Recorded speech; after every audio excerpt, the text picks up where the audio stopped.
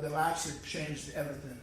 And we knew we weren't just pro wrestlers, we were going to be WWE superstars, was the first ever tag team ladder match, which was no less than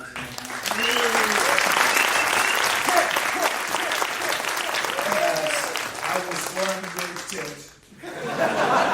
Actually, to be correct, it was two, but the fact is that match is the match that they put us on the map because we really absolutely turned the corner. We became something more at that time. We became a special attraction in WWE, and also we almost became our spot monkeys jumping on all these ladders.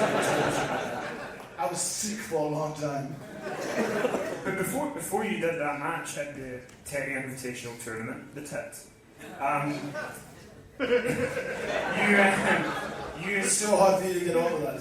Yeah, really difficult. And then, but before that, you were paired. You and Jeff, you and Brother Nero, were paired with Michael P.S. Hayes, who I think a lot of us over here, like if you were a young kid, like you didn't know about Michael Hayes. You knew it was Doc Hendricks.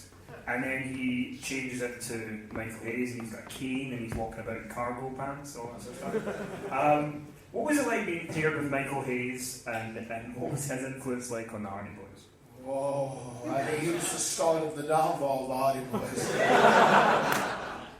It was quite the interesting experience, just because he came up in a time when there were things known as territories in the United States, which is a very, very different era. And you would work in one part of the country for a year or 18 months, however long it may be. But Michael Hayes and the Freebirds were huge in the Texas and like the middle of the U.S. southern area. They did such big things. They broke record-breaking gates and whatnot. And he truly, I can say this, I learned more about the professional wrestling industry from him than anyone else. He truly did help us a lot.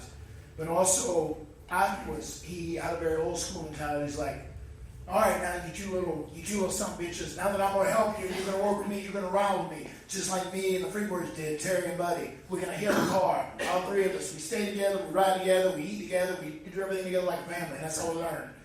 And the first couple weeks were pretty good and not bad. But by like week 3, we were ready to kill this son of a bitch. He would say things like, we would want to leave after a long day of television or a house show or whatever it may be. And he's, hey, we just like to get a good meal in before we do this. Gonna get a good meal in? What the hell? You just need to get a 6-pack of beer and get a thing of liquor and head to the next town. That's what all the old school boys did back in the day. And then he made a deal where we could only stop and eat if the place we were in had a bar. That's the only way. Like, if it was someplace, it was just like a very healthy restaurant and there was no bar. Could not stop. But there would be summer nights and we would put him to bed when he was absolutely toasted and waist up to his very end. When we were young, the Village and Matt Hardy and Brother Nero. But then as time went on, we learned so much from him. And, like any other person that is someone you watched and idolized growing up, you learn like, oh, there's a lot of great stuff about this. There's a lot of bad things about this person, but he's a human being. That's what it is. But when it's all said and done, he really did teach us more than anyone else. And what would you say are like one or two things that he taught you that were important for you going forward after that?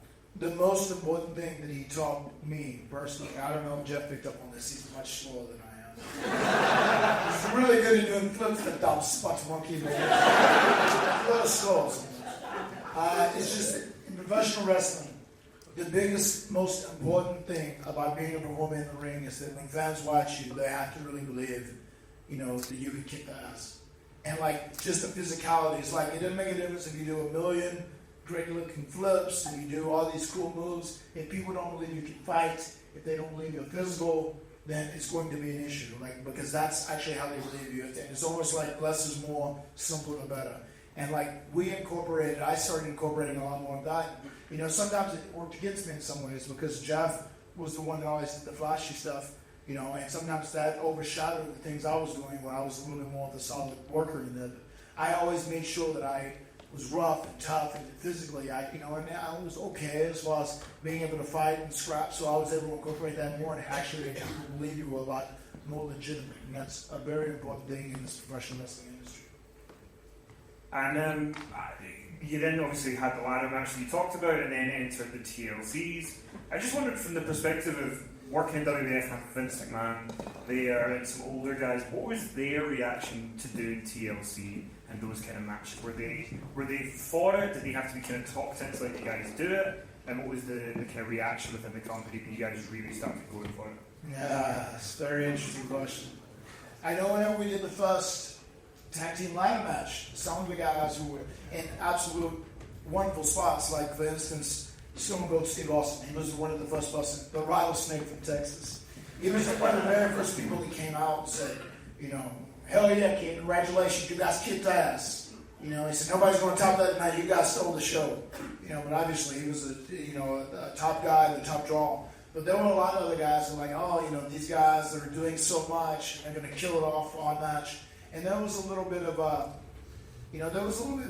jealousy and envy, I think, towards some of the things we did once we did the Takeover matches and the TLC matches in the beginning. But then once they saw how the fans reacted to it and the way it was such a positive for the company, then they got to change the mindset. And then, Jesus Christ, you know, there's a TLC pay-per-view now, which is, I was, 1/6 of the brain trust created all that, started that in the beginning. So the tide had turned, and I feel a lot of that same feeling in this Broken Universe stuff. Once it first started, some people loved it, some people were adamantly against it, but as time has went on, they've seen how it's possible because it's been proving to be such a fantastic way to entertain and a fantastic way to view a product and enjoy it. So people are coming and they're coming around as time goes on. And how important is it? Because for when I was growing up, I was watching WWF in 1992, SummerSlam, all that sort of stuff. You have these wacky characters like Papa Shango, but he was like the Ultimate Warrior.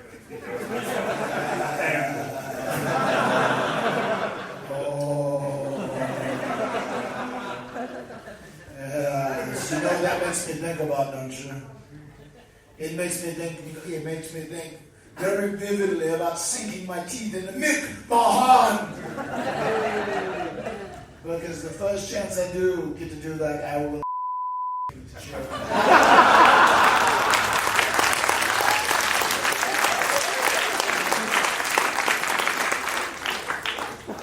I didn't settle for that Shane Mick Mahan. I just want some of that Mick Mahan red plasma in my mouth. How arousing.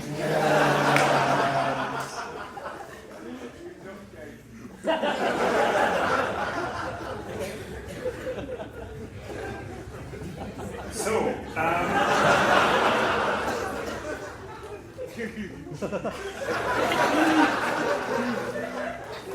Vanguard 1, track down the coordinates of Mick Mahan right now. Get that information back to me. Thank you. You're nuts. But I do want to ask this about when we were growing up and you had all these characters and stuff going on. Do you think that's something that's missing from wrestling now? Is that it is a lot about the matches, the in-ring product. There's not as much story. There's not as many characters. Because one of the questions that we got when we announced you were coming was, well, please tell me you're going to be broken. Which you are, so it's fine. Yes, I am broken 100%, yes. I am never not broken. And you talk about these characters of the old days. I mean, I do think it is a very instrumental part of professional wrestling, especially in the entertainment aspect of it. And obviously the athleticism is important, but I feel like it's leaned so far to the right on athleticism, over the course of the last few years. You see these spot monkeys getting hurt all the time. They can't do that scheduling to be a spot monkey like this all the time. It's very hard on the human vessel. It's only flesh and bone. It only lives, 100 years or less. It's not like it's the soul that is immortal, unless you actually get trapped into a spot monkey. If your soul goes into a spot monkey, it ends at that point. You should all pray to the 7 deities your soul doesn't go into a spot monkey next. Because if you ever get broken and your broken brilliance actually manifests, you never know. Spot monkeys are poor, pathetic little creatures. Bless their hearts, as we say in the south of the United States. But these characters are important, and the athleticism is important as well. But I think there has to be a combination of both, because professional wrestling, at its core, is an art form. It's not something where you go out, it's not gymnastics. It's not 100% theater, but it is a combination of both these things. And if you can tie them all together perfectly and put a nice little bow on it, you have something very special. I call it the Brookie universe.